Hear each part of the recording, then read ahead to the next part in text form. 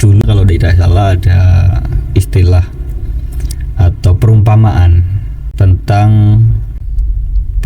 yang sering kita pakai soal kita mau melangkah ke arah yang mana, kemana gitu. Istilahnya begini, malu bertanya sesat di jalan. Kalau kita pahami konteks perumpamaan itu, disitu kan ada orang yang sedang mencari informasi kan. Tapi kalau dia tidak mengulik atau mencari tahu informasi itu terhadap kepada orang yang dianggap tahu, maka dia akan tidak terarah, tidak mengerti kan seperti itu.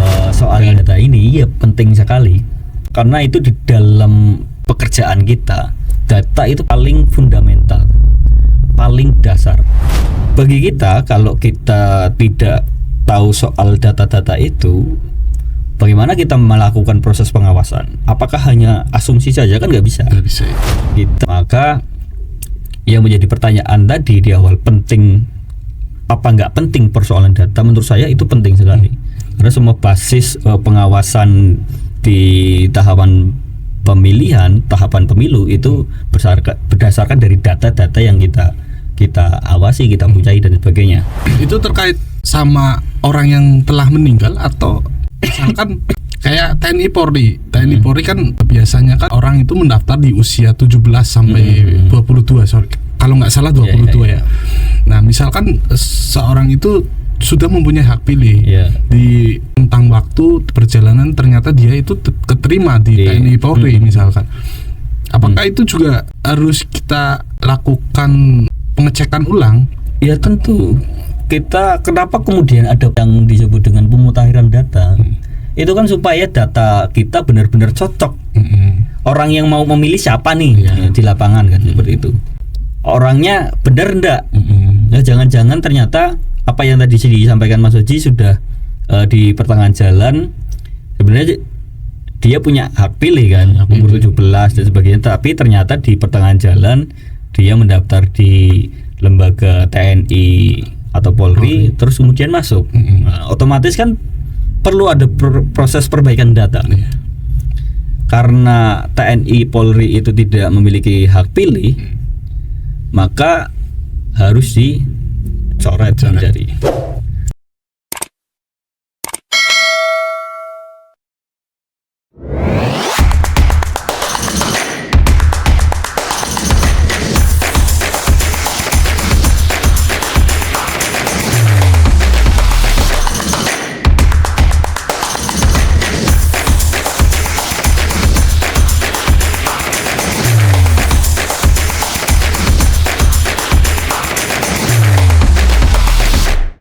Selamat berjumpa kembali di podcast Bawaslu Kabupaten Tegal.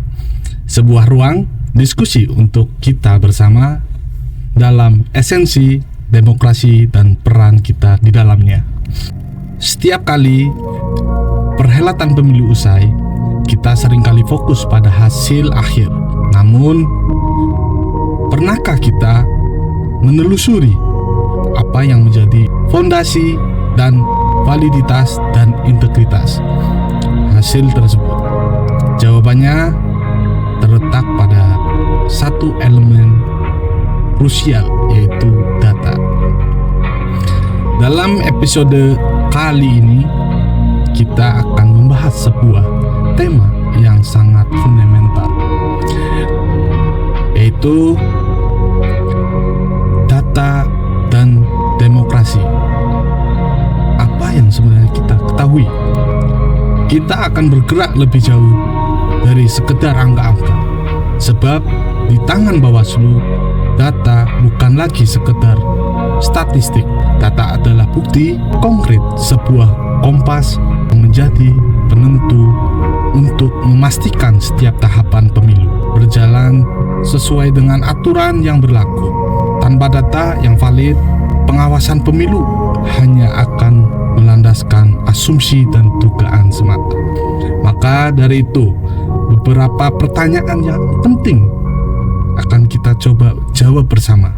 Hari ini kita sudah hadirkan narasumber yang luar biasa, yaitu Bapak Dedi Kusdianto, Bapak Kordip PP Datin. Bapak Dedi, bagaimana kabarnya Bapak Dedi? Alhamdulillah Mas Haji, luar biasa hari ini dan cukup menyenangkan.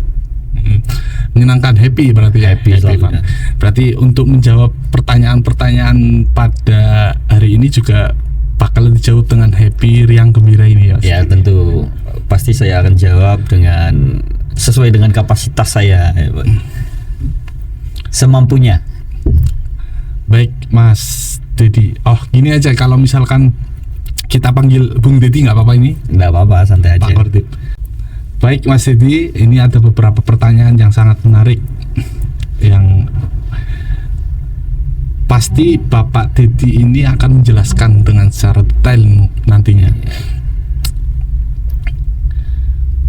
Bawaslu memiliki peran besar dalam pengawasan pemilu.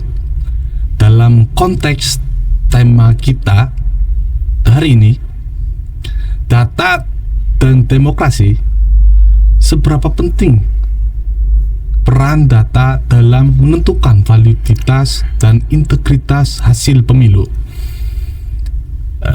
Monggo Mas Dedi. Ya, pentingnya data informasi ya, data di dalam pengawasan pemilu ataupun pemilihan ya di apa, baik di tahapan pemilu ataupun di pilkada atau yang memang yang kita punya data ya.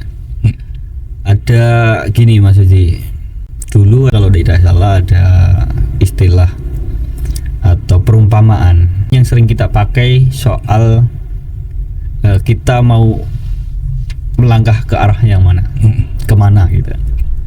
Istilahnya begini, malu bertanya sesat di jalan. Kalau kita pahami konteks perumpamaan itu kan ada orang yang sedang mencari informasi kan. Tapi kalau dia tidak mengulik atau mencari tahu informasi itu terhadap kepada orang yang dianggap tahu, maka dia akan tidak terarah, tidak mengerti kan, seperti itu. Dan pertanyaan itu pasti ditujukan kepada orang yang memiliki informasi, memiliki pengetahuan. Nah, dalam konteks ini pasti yang ditanyakan kepada orang yang bersangkutan itu adalah persoalan data yang sudah direkam di dalam pikirannya. Maka jika kita sambungkan dengan pertanyaan tadi Mas Oji terkait penting apa enggak soal data ini, ya penting sekali. Karena itu di dalam pekerjaan kita, data itu paling fundamental, paling dasar. Contoh ketika tahapan pemilu dimulai, kita pasti mengawali dengan pemutakhiran data. Kualitas pemilu, kualitas pemilihan itu akan baik ketika data pemilih itu juga mutakhir, sempurna. Artinya manusia atau warga yang kemudian nantinya akan menjadi pemilih itu sudah terrekap, tertulis, baik namanya, kemudian alamat, umurnya dan sebagainya, itu memang betul-betul sudah mutakhir. Kita cari itu informasinya di lapangan melalui data itu kan bisa dari pemerintah daerah ya. Itu. Dari pemerintah daerah kemudian diserahkan ke KPU, yang selanjutnya akan diolah lah data itu menjadi data pemilih. Yang itu dilakukan tiap kali kita akan menuju pelaksanaan pemilu. Dan hari ini kita pun juga, Bawaslu juga punya tugas itu, melakukan pengawasan. Ada proses pengawasan kita kepada data pemilih berkelanjutan. Kan kita awasi itu kan. Beberapa kali kita melakukan kegiatan sosialisasi, pasti kita melakukan ada yang namanya uji petik. Supaya kita tahu yang potensial teman-teman milenial ini, teman-teman Gen Z ini, teman-teman yang lahiran baik yang di tahun 2000 ke atas ke sini 2098 ke 2012 ya kan yang masih sekolah lah ya, di kelas berapa berarti kalau SMA kelas 3 lah, kelas 2 itu kan mungkin banyak yang umur 17 lah. Kita melakukan uji petik supaya kita tahu bahwa seharusnya mereka sudah masuk di dalam daftar pemilih kan, seperti itu. Sudah mempunyai hak pilih ya. Hak pilih, dan mereka dimasukkan pasti itu yang belum masuk di data. Dan kemudian ketika kita Bawaslu nggak punya data itu ya kita kerepotan kan. Misalkan kita mau menjaga kualitas demokrasi ini sebaik mungkin, kita tidak punya data, kita tidak mengetahui data apa yang harus kita olah, ya kita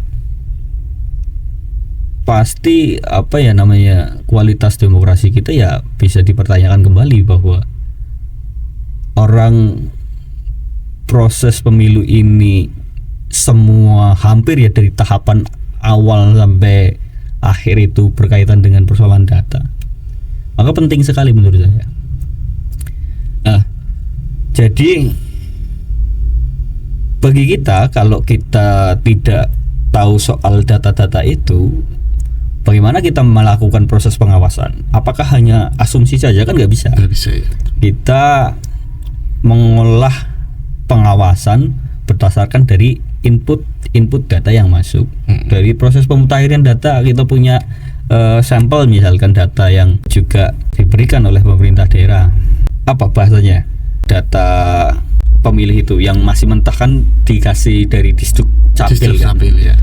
Itu kan data mentah, kemudian diberikan KPU, diolah dan sebagainya. Kita juga punya data itu, kemudian kita sandingkan. Cocok enggak? Sinkron tidak? Ya, sinkron tidak. Terus di lapangan orang yang namanya misalkan ternyata sudah meninggal tapi datanya masih ada.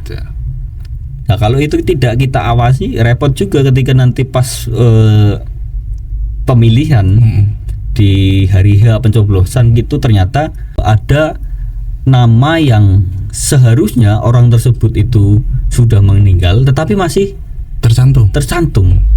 Nah, itu kan berpotensi untuk digunakan oleh orang lain, disalahgunakan kan seperti itu.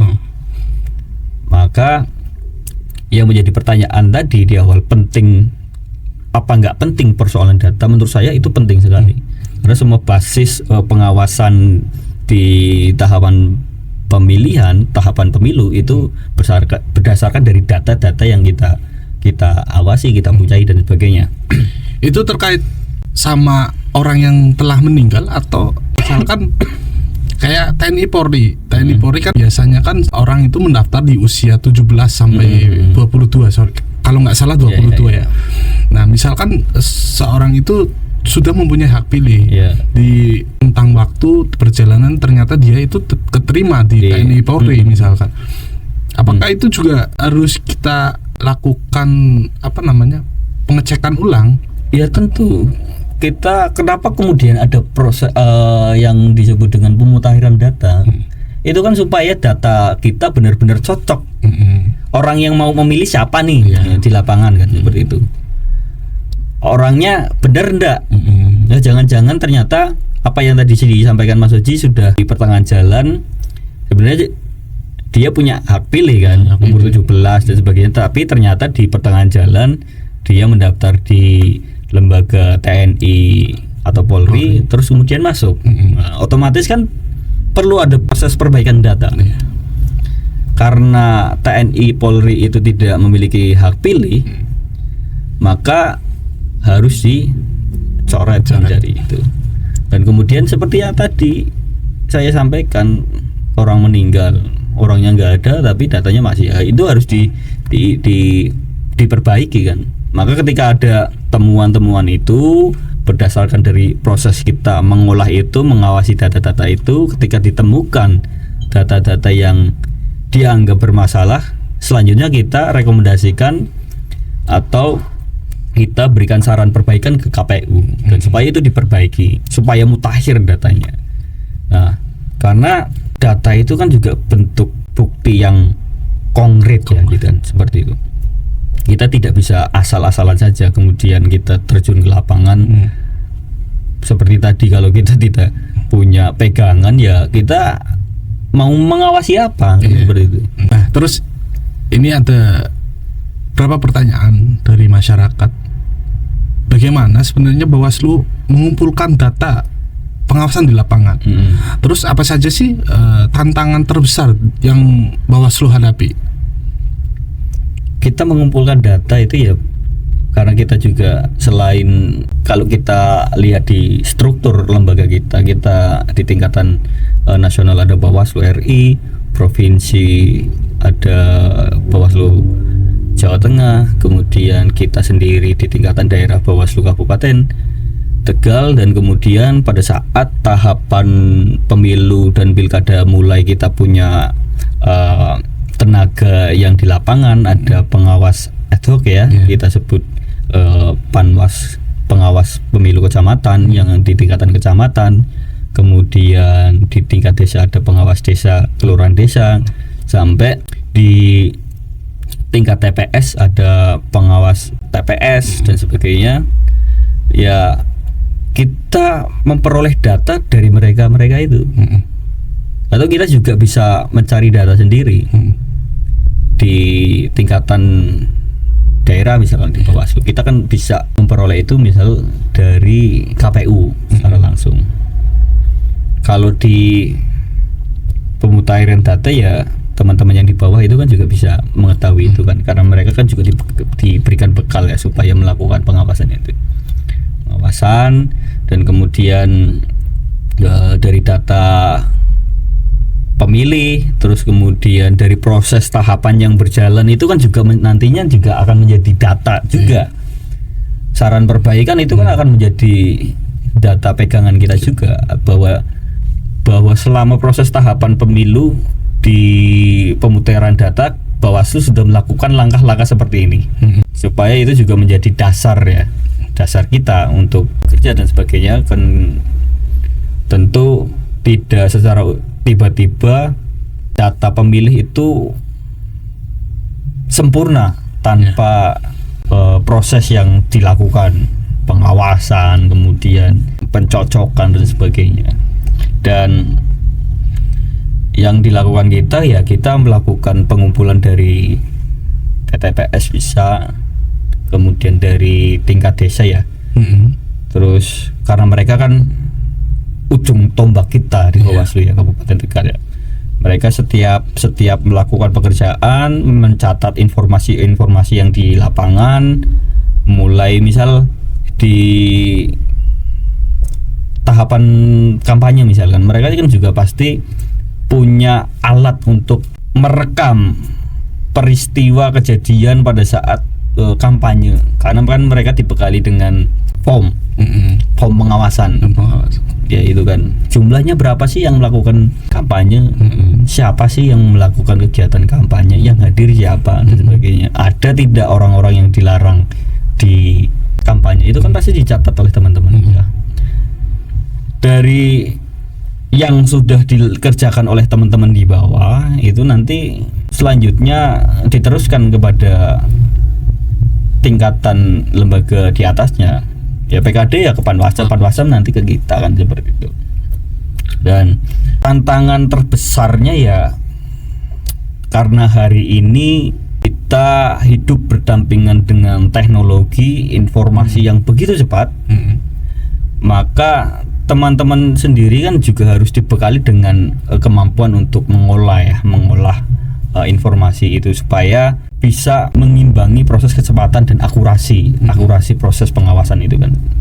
Dan kadang-kadang karena informasi yang masuk itu banyak dan sebagainya, sehingga teman-teman ketika sudah dibekali itu juga punya kemampuan itu ya dalam memilih informasi yang baik supaya ini menjadi juga data yang valid. Itu kan juga penting menurut saya, bisa dipahami oleh teman-teman. Jadi tantangan terbesarnya ya itu Mas Uji, karena ya kan kadang-kadang ada ya peristiwa-peristiwa, misal di pengawas ad hoc kita masih ada orang-orang yang lama, misalkan orang-orang tua lah. Ya. Sedangkan karena hari ini kita hidup bikin laporan ya, kita yang dulunya misalkan secara konvensional melalui ketikan dan sebagainya, kita hari ini semua berbasis teknologi. Informasi kita bisa laporkan melalui grup WhatsApp misalkan, kita bisa kirim melalui email dan sebagainya. Nah, sedangkan orang-orang lama misalkan yang tua, gaptek itu kan kalau tidak bisa mengimbangi itu kan repot juga untuk kita sendiri dalam proses melakukan pengawasan di lapangan. Dan itu menurut saya menjadi tantangan, begitu Mas Haji. Ya. Karena kan terkait dengan data yang masuk ini Bung Deddy, bagaimana Bawaslu memastikan bahwa data tersebut akurat dan terpercaya? Apa yang terus apakah ada mekanisme verifikasi khusus yang diterapkan oleh Bawaslu, Bang? Ya tentu ada lah ya. Karena misalkan selain itu yang tadi saya di awal sampaikan, misalkan dalam konteks kita menerima laporan, kita kan punya ketentuan-ketentuan ya, syarat formalnya, materialnya kan harus terpenuhi. Ketika tidak terpenuhi ya kita tidak bisa memproses itu, karena kita bekerja kan juga diatur oleh aturan. Kan syarat-syarat itu harus terpenuhi dulu. Di situ kan proses verifikasi. Jadi ketika kita mengolah suatu data yang kita dapat dari masyarakat, misalkan dalam konteks laporan dugaan pelanggaran misalkan ya, itu ada proses verifikasi dulu. Lah ketika misal ternyata yang dilaporkan itu belum memenuhi syarat, ada hal-hal yang kurang misalkan, ternyata yang bersangkutan belum nyantumkan KTP, ya kita kan ada jenjang waktu untuk bisa proses itu diperbaiki.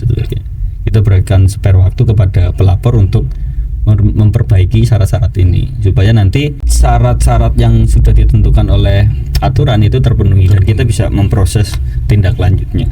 Kemudian selain itu juga verifikasi data dalam konteks pemilihan penyelenggara di tingkatan ad hoc. Kita juga melakukan verifikasi di situ. Yang bersangkutan terdaftar enggak di partai politik ya. Kan itu ada proses itu. Masuk di Sipol enggak? Ketika masuk di Sipol benar enggak yang bersangkutan memang masuk di dalam partai? Jangan-jangan karena kemarin kan banyak peristiwa juga teman-teman masyarakat yang pengen bergabung turut andil di penyelenggara, setelah dicek, diverifikasi ternyata mereka tercantum di dalam Sipol. Niknya tercantum. Tetapi ketika kita tanya, mereka enggak tahu. Karena mereka yang bersangkutan pekerjaannya guru misalnya. Tetapi tercantum. Hal-hal yang demikian itu kan ada proses verifikasi. Kemudian kita tidak tahu di lapangan ada persoalan apa sehingga masyarakat itu datanya masuk di salah satu partai politik misalkan. Apakah hanya memang dengan kesadaran mereka bergabung dengan partai politik atau memang hanya tercatut ya. Kadang-kadang kan seperti itu. Di lapangan kita masih menemukan hal yang demikian. Nah, langkahnya seperti apa kalau misalkan ada masyarakat yang sebenarnya itu tidak masuk ke dalam partai politik tapi namanya tercatut itu? Ya. Bung Deddy. Setahu saya ketika ada masyarakat yang namanya tercatut di dalam salah satu partai politik, itu bisa mengajukan ke KPU untuk perbaikan gitu ya. Karena nanti walaupun memang ketentuan itu memang yang bisa men-take down itu data itu kan dari partai politik itu sendiri. Tapi harus lewat KPU untuk itu ya.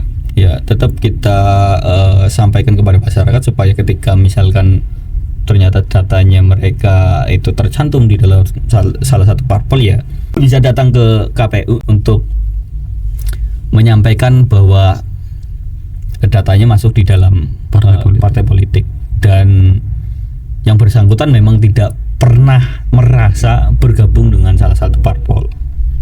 Itu supaya bisa itu diajukan kepada partai politik itu sendiri supaya dihapus datanya kan, seperti itu. Baik Bung Dedi, ini terkait sama data. Data ini kan sangat sensitif. Bagaimana Bawaslu menjaga kerahasiaan dan keamanan data pemilih, terutama saat digunakan untuk analisis pengawasan? Ya, data itu kan memang penting sekali ya. Jadi keamanan data, bahkan diri kita sendiri secara pribadi juga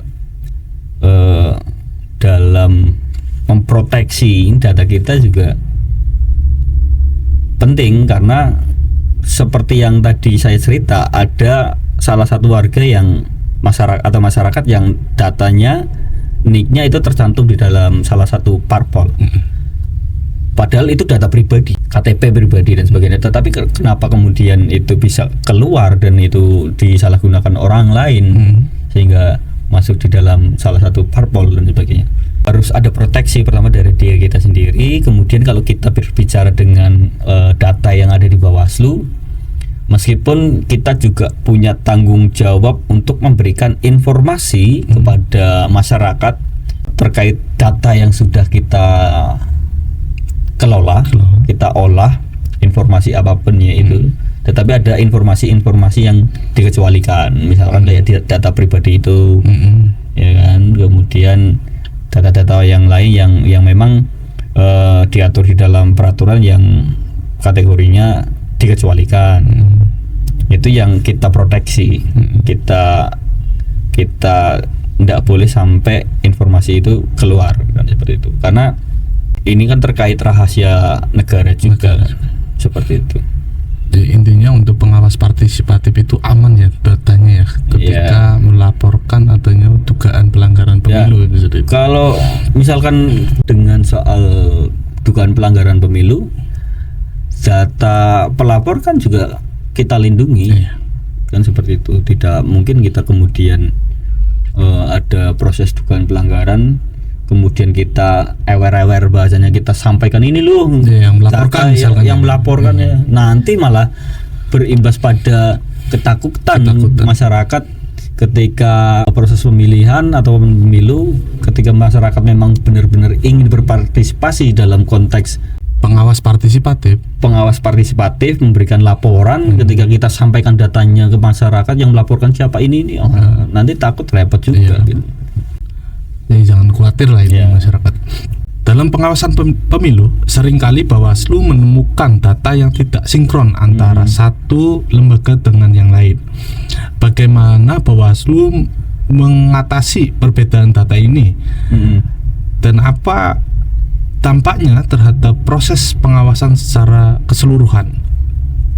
Yang sudah kita lakukan ketika ada perbedaan data, ya kita pasti lakukan itu secara berjenjang ya, dari tingkatan bawah itu di pengawas desa, baik di kecamatan, koordinasi itu tetap dilakukan lah ya, supaya kita menemukan titik temu. Misalkan di lapangan KPU, misalkan di PPK datanya seperti ini, kita punya data yang seperti ini. Ya misal dalam pemutaran data kemudian kita menemukan ketidaksinkronan, sebenarnya misalkan itu tadi yang datanya masyarakat yang sudah meninggal tapi masih tercantum yang kita temukan dari hasil pengawasan kita, ya kita ajukan kepada mereka supaya itu bisa diperbaiki, saran perbaikan itu kan. Jadi supaya ada titik temu ya dari perbedaan data yang kita temukan, ya kita berikan saran perbaikan kepada KPU. Baik, sangat menarik ini. Ini ada beberapa pertanyaan lagi nih Bung Dedi. Ya. Pertanyaan terkait teknologi dan transparansi. Saat ini teknologi digital semakin berkembang. Ya. Apakah Bawaslu Tegal sudah memanfaatkan teknologi seperti aplikasi atau database terpusat untuk mengelola dan menganalisis data pengawasan? Ya. Jika iya, apa yang dimanfaatkan? Selain data, kebetulan saya itu kan di divisi penanganan pelanggaran dan data informasi. Data yang kita punyai, informasi yang ada, kita itu punya kewajiban untuk memberikan informasi itu secara terbuka kepada masyarakat. Ya kan? Karena itu juga diatur di dalam Bawaslu nomor 1 tahun 2022 tentang perubahan atas Perbawaslu 10 tahun 2019 yang berbunyi soal pengelolaan dan pelayanan informasi publik Bawaslu, baik Bawaslu provinsi, Bawaslu kabupaten. Artinya karena kita punya peran itu, supaya informasi itu juga bisa tersampaikan kepada masyarakat, kerja-kerja kita, data yang kita punyai dan sebagainya, kita sendiri Bawaslu punya PPID, ya kan. Kemudian selain itu juga kita punya sumber informasi yang lain, misalkan di Instagram, kemudian ada Facebook, TikTok dan sebagainya. Yang di situ juga kita diwajibkan untuk memberikan informasi terkait pemilu, terkait pemilihan, dan JDIH kan juga punya kita, ya kan. Selain PPID ada JDIH juga. Misalkan masyarakat pengen tahu aturan-aturan hukum soal pemilu, ya bisa lah masyarakat itu mengakses itu. Atau misalkan masyarakat pengen ngerti soal proses pemilihan pemilu kemarin yang sudah dilakukan Bawaslu apa saja, dugaan pelanggarannya apa saja, laporan yang masuk dari masyarakat berapa, atau misalkan ada mahasiswa yang mau penelitian, itu kan bisa mengakses itu untuk mencari informasi. Dan sudah menjadi kewajiban Bawaslu Kabupaten Tegal itu memberikan data-data informasi itu, sepanjang yang dimintakan itu masih sesuai dengan apa yang diatur dalam aturan ya. Di dalam aturan kan, karena ada data-data yang dikecualikan dan sebagainya, atau mungkin memang masyarakat mau minta data tetapi kita tidak punya data itu, berarti kan bukan kewenangan kita untuk memberikan informasi itu kan, barangkali ada di lembaga lain kan, seperti itu.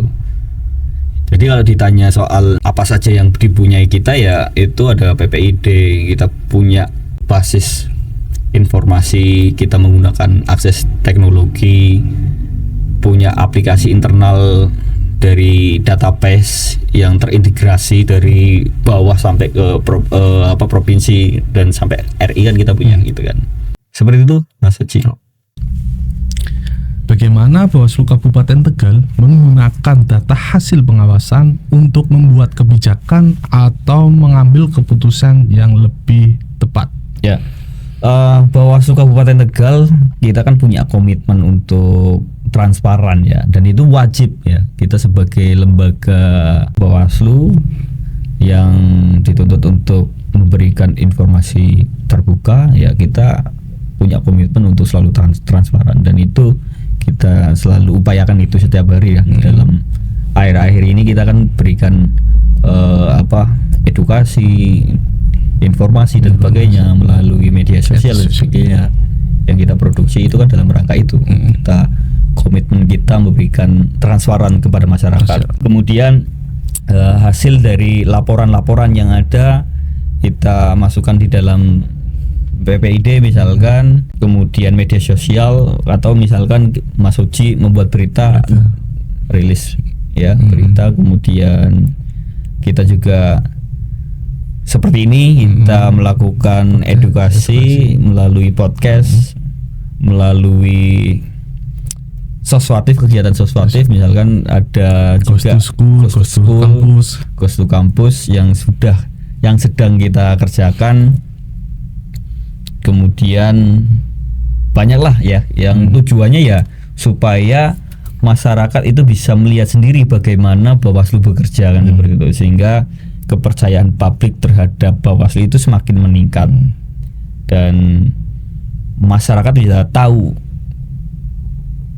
kerja Bawaslu itu seperti apa, dan tidak hanya di tahapan pemilu atau pilkada saja kita bekerja, tetapi dalam proses baik kemudian pada saat pelaksanaan sampai pada saat setelah kegiatan pemilu dan pilkada itu usai, kita ya juga tetap masih ada kerja-kerja seperti itu, ada pengawasan pemutakhiran data berkelanjutan, hanya begitu. Masih ada proses itu yang kadang-kadang mungkin dalam tanda kutip masyarakat menganggap kita setelah tidak ada pemilu, kita dianggap hanya ngopi-ngopi saja, tidak pernah melakukan pekerjaan kan, seperti itu. Padahal kita juga sibuk ini. Sibuk sekali kan. Mas Oji juga berapa itu membuat berita kan? Punya target banyak untuk membuat berita, rilis berita. Begitu. Bukan hanya saya, teman-teman staf yang lain juga sama. Dan punya tanggung jawab yang yang sama kan dalam konteks ini. Berarti itu sarana untuk mengomunikasikan hasil pengawasan berbasis data ke publik ya. Itu upaya kita, komitmen kita untuk selalu transparan dan selalu memberikan pelayanan informasi kepada masyarakat dari apa yang sudah kita kerjakan dan sedang kita kerjakan. Nah, terkait platform khusus yang transparan dan mudah diakses masyarakat itu contohnya apa aja? PPID juga kan, JDIH kemudian yang lainnya bisa, informasi itu kita bisa akses melalui laman Instagram kita. Itu kan ada linknya kan, apa yang mau diminta masyarakat pengen ngerti apa itu bisa diakses di situ. Begitu. Baik, Bung Dedi, ini pertanyaan terakhir ini. Tak terasa kita sudah di penghujung acara. Apa pesan utama Anda kepada masyarakat Kabupaten Tegal, khususnya terkait peran aktif mereka dalam memahami, mengawasi, menggunakan data pemilu demi terciptanya demokrasi yang kuat? Ya, karena demokrasi kita kan demokrasi yang dari rakyat, oleh rakyat, dan untuk rakyat. Meskipun dalam proses ini ada lembaga yang namanya Bawaslu, tetapi ya kita tidak bisa bekerja sendiri. Kita tetap butuh partisipasi masyarakat untuk ikut andil dalam proses ini kan, seperti itu, supaya demokrasi yang kuat itu bisa tercapai. Bukan hanya soal pemilu saja, juga soal bagaimana kita mengawasi prosesnya. Bawaslu juga perlu diawasi kan. Kalau kita tidak diawasi nanti kerjanya gimana? Kan nggak ada yang sempurna. Betul. Makanya di dalam penyelenggara pemilu itu tidak hanya Bawaslu saja, ada KPU, ada DKPP yang bekerja secara teknis, ada Bawaslu yang mengawasi proses tahapan pemilu, ada DKPP yang mengawasi penyelenggara pemilu dalam melaksanakan tugas-tugasnya. Dan ruang itu bisa digunakan oleh masyarakat ketika misalkan kita dianggap tidak bekerja secara profesional, ya bisa dilaporkan ke DKPP kan, seperti itu. Kemudian kami berharap kepada masyarakat juga bisa paham akan soal hak mereka sebagai pemilih kan, seperti itu. Tidak hanya cuma datang ke TPS aja kemudian nyoblos setelah itu selesai, hanya seperti token saja kan, seperti dibutuhkan seperti token, enggak seperti itu. Tetapi dalam proses pemilu ya mereka harus punya peran yang lebih mengawasi proses pemilu ini. Ketika ada yang janggal dalam proses pemilu misalnya kan, kemudian masyarakat secara langsung melihat ada potensi dugaan pelanggaran, ya segera laporkan ke Bawaslu. Melalui siapa? Melalui pengawas TPS misalkan, melalui pengawas kecamatan atau desa dan sebagainya, atau langsung ke Bawaslu juga tidak masalah. Dan jangan pernah sungkan-sungkan untuk bertanya. Barangkali ada pengen informasi apa kan bisa langsung ke kita ya, mencari informasi apa yang dibutuhkan ya. Dengan begitu, dengan partisipasi yang aktif dari masyarakat, saya yakin kita bisa memastikan dalam proses pemilu datanya yang akurat tadi di awal pemutahiran data. Ketika misalkan kita kan terjun ke lapangan, kadang-kadang misalkan ada yang kelewat, tetapi ada masyarakat yang lebih tahu misalkan, itu bisa disampaikan informasi itu kepada kita pengawas, atau bisa langsung ke KPU misalkan di jajaran bawahnya, gitu kan, supaya selain itu kita tujuannya supaya ya prosesnya juga transparan, mereka juga tahu dan sebagainya, dan ujung-ujungnya yang kita harapkan adalah demokrasi di Kabupaten Tegal itu semakin kuat dan semakin bermartabat. Begitu Mas Uci, saya kira. Baik, terima kasih banyak Bung Dedi. Demikian obrolan kita terkait dengan data dan demokrasi. Semoga tadi apa yang disampaikan oleh Bung Dedi bisa bermanfaat untuk kawan-kawan semua dan masyarakat di luar sana. Demikian perbincangan singkat hari ini, semoga bisa menjadi tambahan informasi untuk sahabat-sahabat Bawaslu. Akhir kata, saya Ahmad Fauzi serta Bung Dedi pamit undur diri. Sampai jumpa di podcast Bawaslu berikutnya.